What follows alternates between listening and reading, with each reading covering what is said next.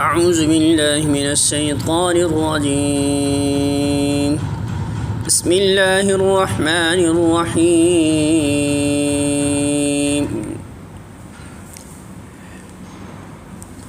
مذبذبین بین ذلک لا الہ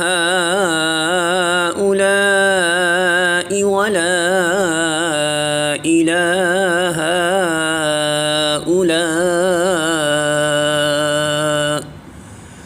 ومن يضلل الله فلن تجد له سبيلا۔ سورۃ النساء حشر آیت نمبر 143۔ ترجمہ: کفر و ایمان کے درمیان ڈانو ڈول ہیں، نہ پورے اس طرف ہیں نہ پورے اس طرف۔ جسے اللہ نے بھٹکا دیا ہو اس کے لیے تم کوئی راستہ نہیں پا سکتے۔ سورۃ النساء حاشیہ نمبر 173، یعنی جس نے خدا کے کلام اور اس کے رسول کی سیرت سے ہدایت نہ پائی ہو، جس کو سچائی سے منحرف اور باطل پرستی کی طرف راغب دیکھ کر خدا نے بھی اسے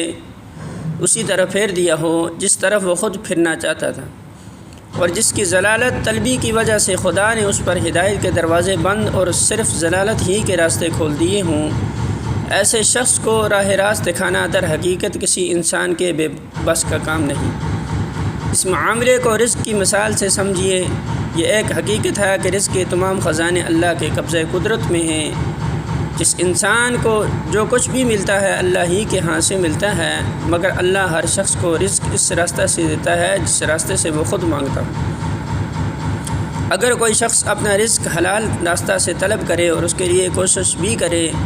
تو اللہ اس کے لیے حلال راستوں کو کھول دیتا ہے، اور جتنی اس کی نیت صادق ہوتی ہے اسی نسبت سے حرام کے راستے اس کے لیے بند کر دیتا ہے، بخلاف اس کے جو شخص حرام خوری پر تلا ہوا ہوتا ہے اور اس کے لیے سعی کرتا ہے، اس کو خدا کے اذن سے حرام ہی کی روٹی ملتی ہے۔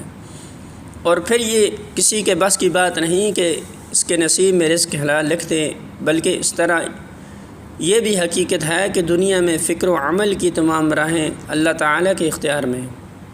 کوئی شخص کسی راہ پر بھی اللہ کی اذن اور اس کی توفیق کے بغیر نہیں چل سکتا۔ رہی یہ بات کہ کسی انسان کو کسی راہ پر